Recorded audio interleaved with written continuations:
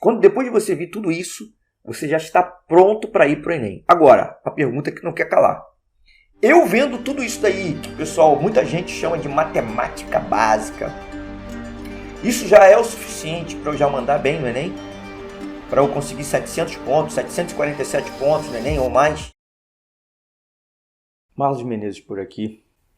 E hoje, meu amigo, minha amiga, eu quero te ajudar mais uma vez a se aproximar dos 747 pontos em matemática do Enem. E é o seguinte, hoje eu quero quebrar um pouco o senso comum. Algumas pessoas vêm e me perguntam se o colégio está atrapalhando ou se elas têm que fazer algo além do colégio. O que eu digo é o seguinte, no teu colégio, lá, o estudo que você tem que aproveitar o máximo possível.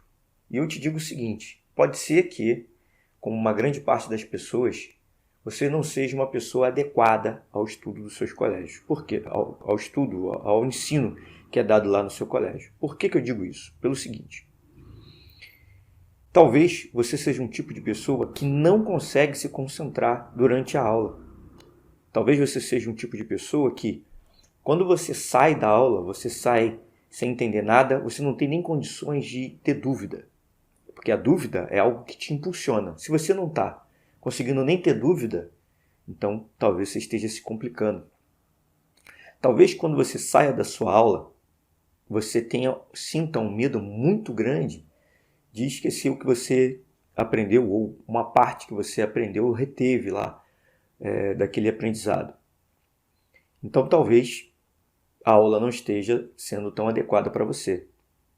É lógico que eu sei que o colégio é necessário pela sociabilização. Você consegue se tornar uma pessoa mais sociável indo ao colégio.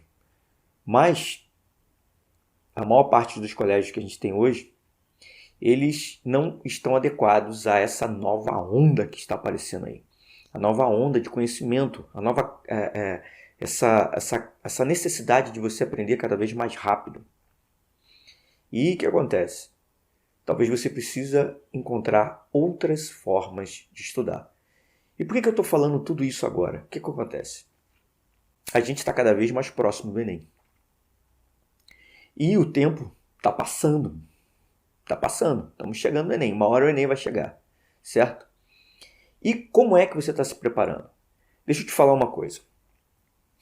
Uma pessoa, para ela não ter uma determinada enfermidade, para ela não contrair doenças, ela tem que trabalhar na prevenção. Isso é uma forma de você trabalhar, né? Para você ter saúde. É você se prevenir. Agora, se a pessoa já tem uma determinada enfermidade, a forma que ela vai atacar aquele problema é totalmente diferente. A mesma analogia eu posso fazer com um país em guerra. O país, ele tem que fazer uma série de estratégias para preservar a paz, para não entrar em guerra. Mas uma vez que ele está em guerra, as estratégias vão ter que ser diferentes. Para o Enem é a mesma coisa. E eu vou fazer analogia em relação ao tempo. Se você tem um bom tempo para se preparar, se você tem um ano para se preparar, a sua estratégia, a sua abordagem é uma. Mas conforme o tempo vai passando e a prova do Enem vai se aproximando, as suas estratégias, a sua abordagem tem que ser outra. E agora, vamos lá.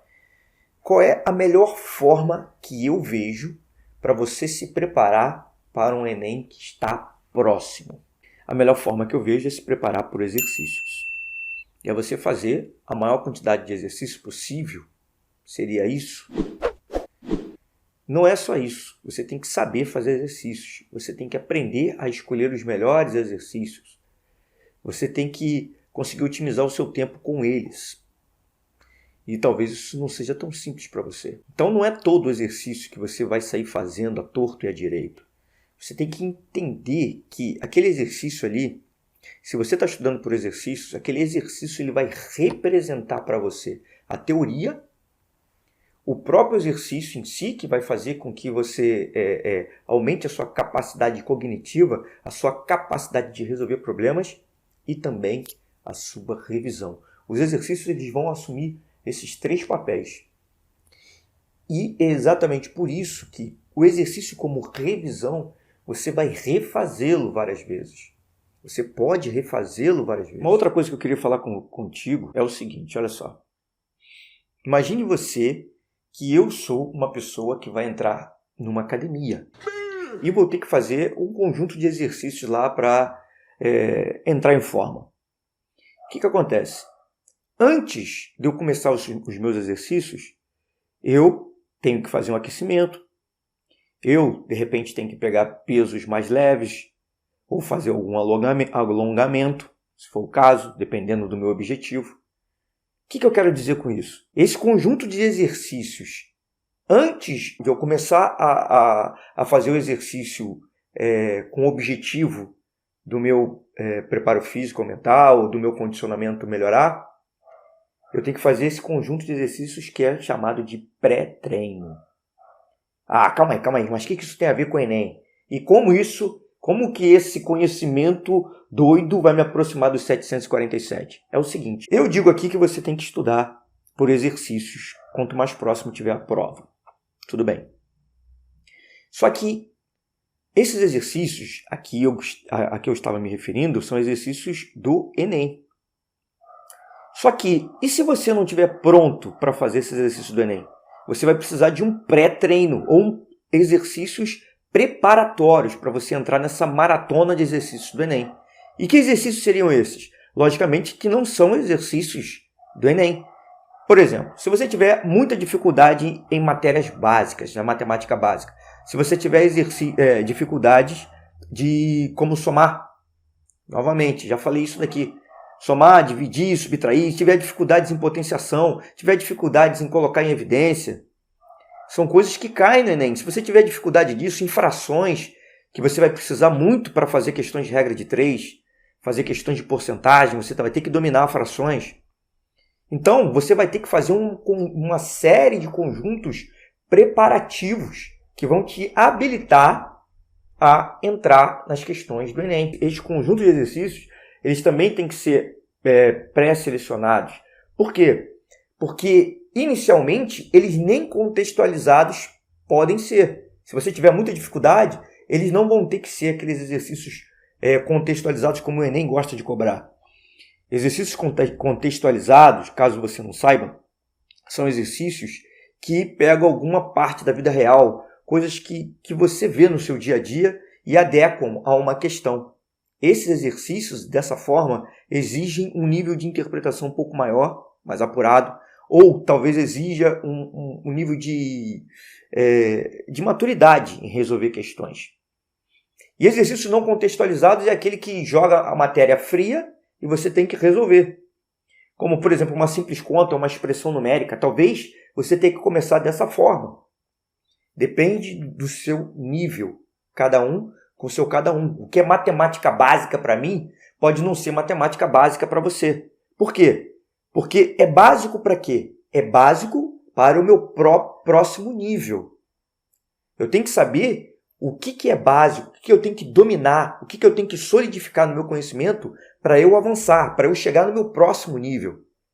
Então, por exemplo, a razão, melhor dizendo, a razão e a proporção, dominar isso, razão e proporção, é matéria básica para a regra de 3. Frações é matéria básica para a porcentagem. Já a porcentagem é uma matéria básica para a estatística. Entendeu? É assim que funciona. Dependendo do ponto de vista, análise combinatória pode ser uma matéria básica para a probabilidade. Olha só como é que é complicado. É assim que eu vejo. Matéria básica é aquela que você tem que dominar para conseguir passar para o próximo nível, dependendo do conjunto de matérias que você vai estudar nesse seu próximo nível. Então, olha só. Primeiramente, como é que você vai saber se precisa desse pré-treino? Como é que você vai saber se precisa realmente resolver essas questões antes de começar as questões do Enem? Bom, você vai ter que fazer o teste de fogo. Qual é o teste? É justamente começar a tentar resolver as questões do Enem. E se por algum motivo você não conseguir organizar aquela quantidade de informações que as questões do Enem te dão, se você não conseguir sair do zero, se você errar muito em operações básicas da matemática, soma, subtração, multiplicação, Se você errar muito no equacionamento dessas informações que a questão traz para ti, então você não tem a base sólida o suficiente para começar a atacar as questões do Enem.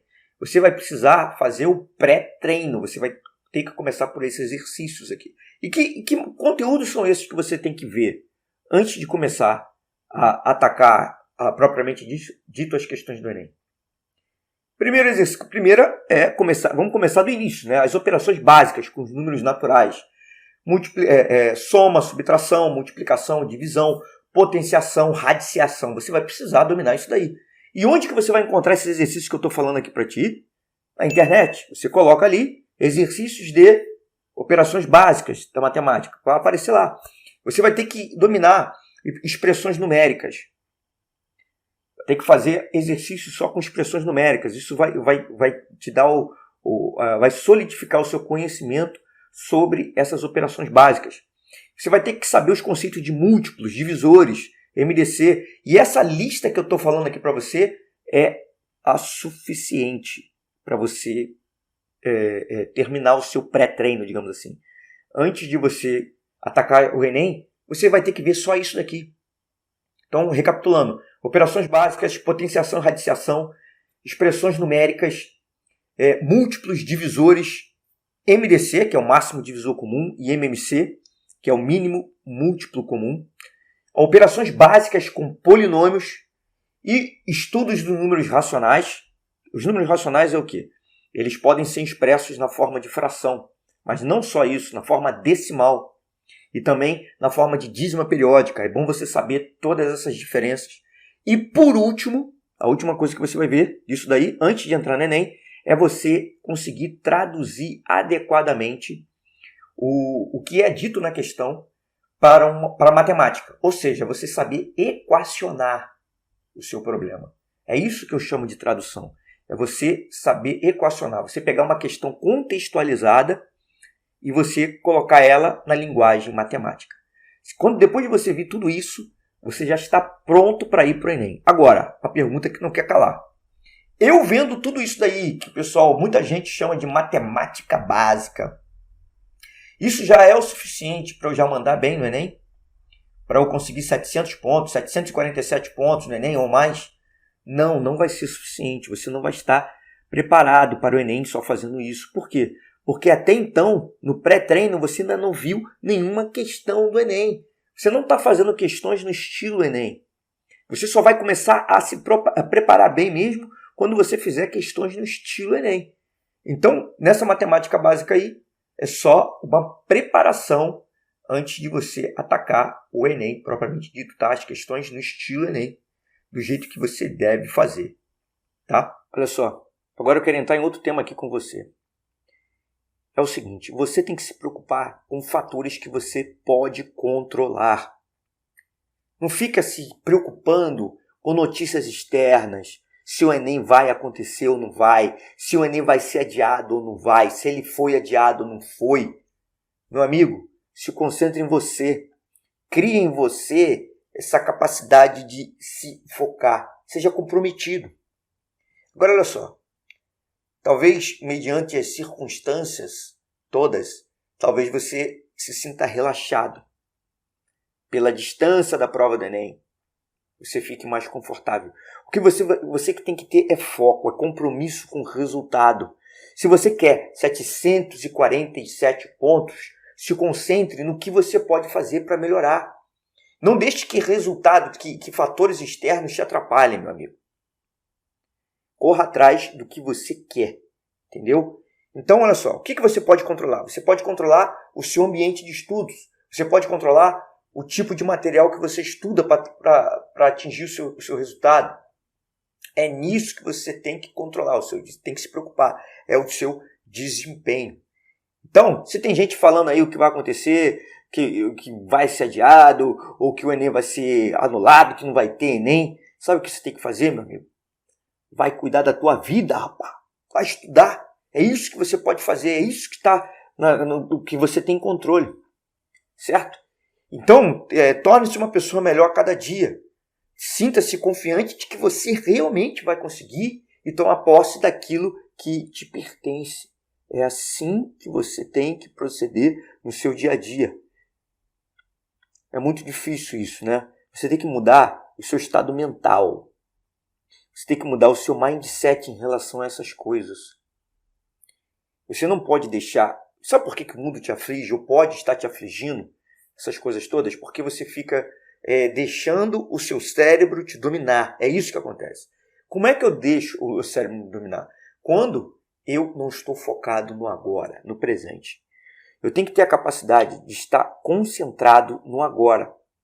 Depois que eu já estabeleci a minha meta de conseguir 747 pontos ou mais, depois que eu estabeleci essa meta, o dia a dia, o que está acontecendo é o agora.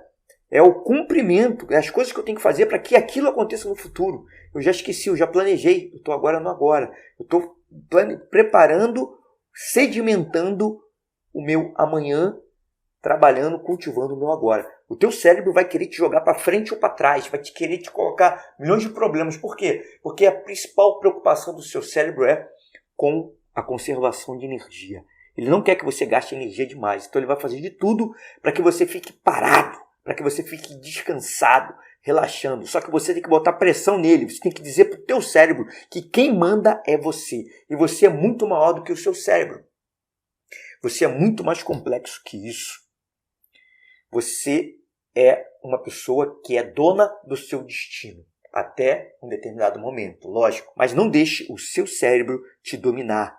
Diga não a ele e vá em frente. Não fique relaxado. Não fique igual muitas pessoas aí, deixando o tempo passar. Diz, vai dar tempo, na última hora eu estudo. Não faça isso. Tome as rédeas do seu futuro e siga em frente, amigo. Eu queria tratar aqui um outro tema aqui com você. É o seguinte. Você precisa tornar o seu estudo um hábito. Muita gente diz que se sente muito desmotivado para estudar, que não consegue se concentrar quando estuda. E muita gente alega que não tem tempo também. Olha só, vamos lá.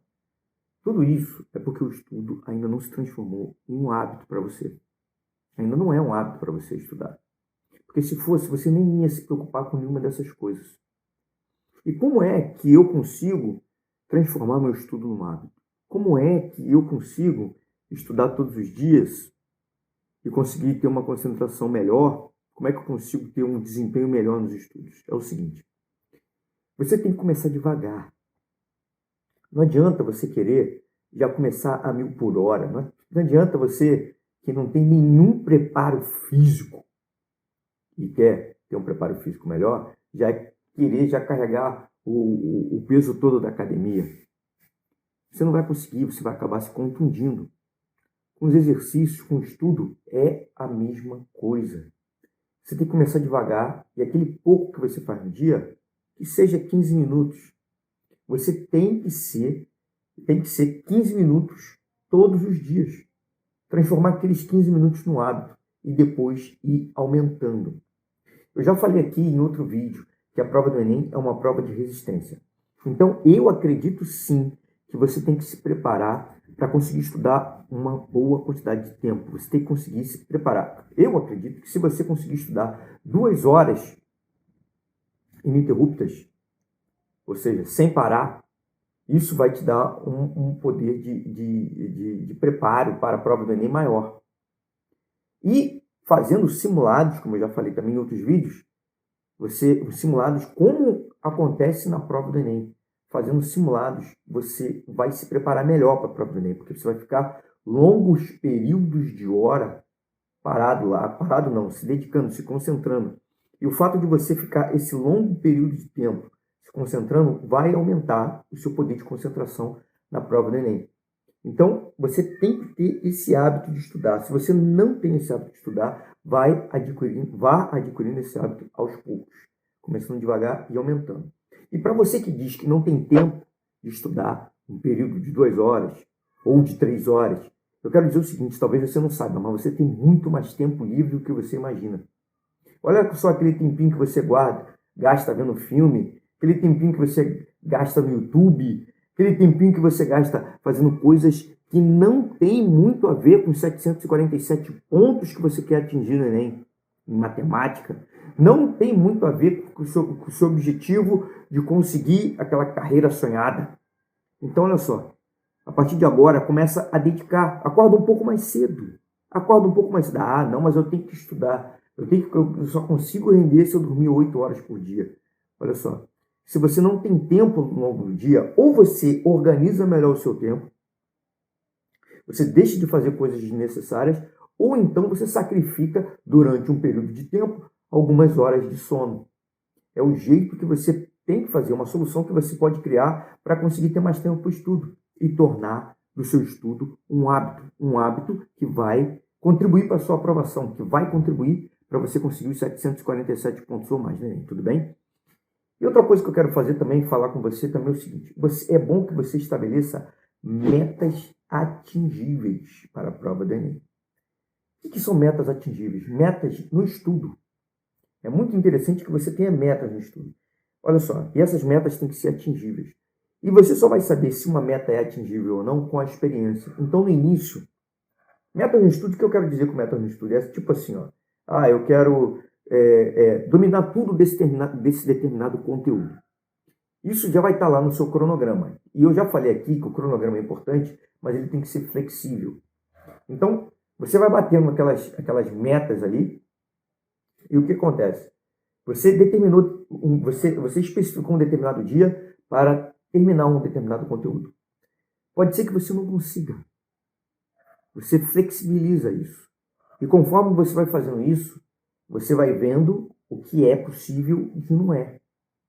Então, é bom que você estabeleça metas flexíveis, metas pequenas no início. E depois você vai aumentando, você vai ampliando a capacidade dessas metas. Mas também é importante também o seguinte, as metas elas têm que ser desafiadoras. Então, você estabelece metas pequenas no início para saber o que você é capaz ou não de fazer, até aquilo se transformar em um hábito. E depois você vai aumentando aquelas metas, você vai tornando aquelas metas, as metas que você vai estabelecendo, mais desafiadoras. E mais um ponto, além disso, depois que você atingir essas metas, sejam elas desafiadoras ou não, se recompense. Sempre que eu estabeleço uma meta e eu cumprir, eu vou comer uma coisa gordurosa, uma coisa cheia de carboidrato. Isso não vai fazer bem para a sua saúde. Então, uma vez ou outra, tudo bem. Então, uma vez por semana, caso eu consiga fazer esse simulado, uma meta que você tenha, né? Então, se eu conseguir ficar 5 horas lá fazendo um simulado, uma vez por semana, eu vou comer alguma coisa, uma pizza. Ótimo. Faça essa relação com uma coisa prazerosa, com uma recompensa que você vai te dar. Se você comer uma pizza uma vez por semana, não vai fazer tão mal assim. Tudo bem, depende da idade que você tá. Mas eu acredito que não vai fazer. Agora, se todo dia você come pizza, isso vai fazer um mal terrível para a sua saúde. Então, essa é a dica que eu te dou. Estabeleça metas atingíveis e se recompense ao alcançá-las. Tudo bem? Lembrando que as metas também podem ser desafiadoras. Tem algumas pessoas também que me dizem assim, ó, eu não consigo memorizar as fórmulas de matemática. Minha memória é horrível, eu não consigo memorizar nada. E agora, o que eu vou fazer? Você não consegue memorizar não, meu amigo? E daí, meu amigo? E daí? Não, calma, não é bem assim não. Não é que eu não estou ligando. O que eu quero dizer é o seguinte, é que talvez você não tenha que memorizar do jeito que você está tentando fazer. De repente você faz aquele formulário gigante lá, coloca aquele bando de fórmula para você tentar decorar tudo. Eu quero te dizer, esse não é o melhor jeito para você decorar. Isso daí, quem faz isso são as pessoas que querem ficar na média, querem ser medíocres. Não é isso que eu quero para você. Eu quero que você consiga 747 pontos ou mais. Então, olha só, como é que você vai conseguir chegar no dia da prova na ponta dos cascos? Ou seja, a ponto de conseguir arrebentar tudo quanto é tipo de questão. O que você vai fazer? Você simplesmente vai praticar, meu amigo. Você vai praticar. Olha só. Quando você se depara com um exercício, na verdade você está de frente para um desafio novo. O seu cérebro vai fazer de tudo para que você acerte aquilo ali. todo o seu corpo vai trabalhar para você conseguir acertar aquela questão. E você tentando fazer aquilo, você fazendo esse processo, né, de fazer várias questões, várias e várias vezes, o que vai acontecer? Naturalmente você vai saber quais são as fórmulas. Você entendendo como se faz a questão, você entendendo a teoria, naturalmente você vai memorizar aquelas fórmulas. E olha só, você vai começar a entender como as fórmulas funcionam. Você tem que ter isso em mente. A cada fórmula que aparecer na sua frente, você tem que olhar para o denominador, para o numerador, caso essa fórmula tenha isso. Você tem que olhar para a base, para o expoente, e você tem que ter uma certa noção de como aquilo funciona. Como assim? Pô, se esse número aqui embaixo for um pouco menor, vai aumentar ou vai diminuir meu resultado? E se fosse maior, o que vai acontecer? E se fosse outro expoente, o que acontece? Você vai começar a entender como funcionam as fórmulas. Eu já falei aqui o seguinte, que 2 perguntas você tem que fazer durante o seu estudo. Uma delas é o porquê. E outra pergunta é e se? E se fosse diferente? E se fosse outro valor? Entende? Isso faz com que você cresça, porque faz com que você tenha uma noção, uma ideia melhor do conteúdo, do que você está aprendendo. Entende? Então vamos lá. Olha só, o que eu acabei de falar agora é o seguinte. É para você não se preocupar com a memorização das fórmulas diretamente. E isso eu digo o seguinte, para a memorização de todo o conteúdo, não é uma preocupação que você tem que ter muito grande. Isso vai acontecer naturalmente com as revisões. As revisões, olha só, são os exercícios. Eu falei que você vai trabalhar para os exercícios. Você vai ter que conseguir fazer a maior quantidade de exercícios, acertar os exercícios ou entender os exercícios que são propostos. E ao entender esses exercícios, naturalmente você já vai estar memorizando. Porque você fazendo exercícios similares àqueles e você acertando, você vai ver que você vai estar entendendo. Porque olha só o que acontece, eu já vi acontecer isso com muita gente. Decorar aquela quantidade absurda de fórmulas, beleza. Aí chega de frente para uma questão contextualizada. A questão contextualizada te oferece aquela quantidade enorme de dados. E agora, onde você vai pegar cada um daqueles dados que estão te passando e encaixar na sua fórmula? E aí? Isso pode ser que seja um pouco complicado para você, se você não tiver a vivência com a matemática.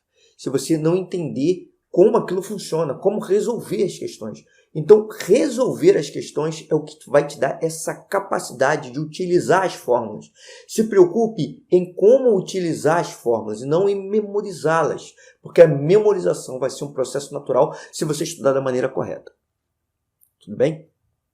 Isso aí é mais uma dica que eu te dou. Então, nessa questão de memorização, só para tocar mais um tópico aqui, o que vai realmente te fazer memorizar e te aproximar dos 747 pontos ou mais em matemática é o seguinte, é você entender a lógica das coisas em matemática.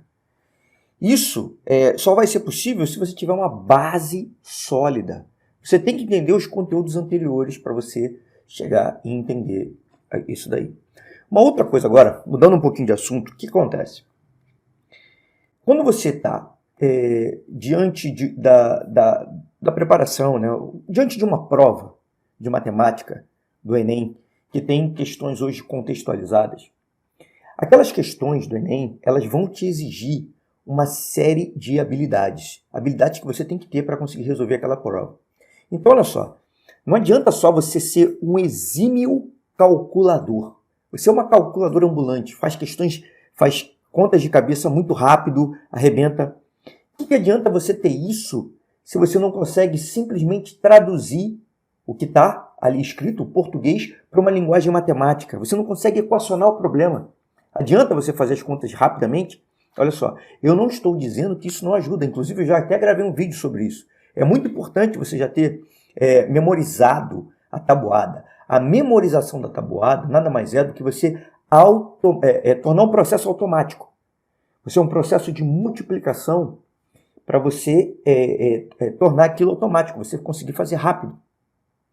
Mas olha só o que acontece. Antes de você memorizar a tabuada, é importante que você entenda como a tabuada é construída. Se não adianta nada memorizar, senão você realmente não sabe multiplicar, nem como funciona a multiplicação.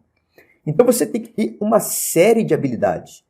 E para o Enem, o mais importante é a habilidade de tradução. É você pegar aquele conteúdo, olha só, aquela quantidade de informações, organizar aquelas informações, descartar as informações desnecessárias e equacionar o problema.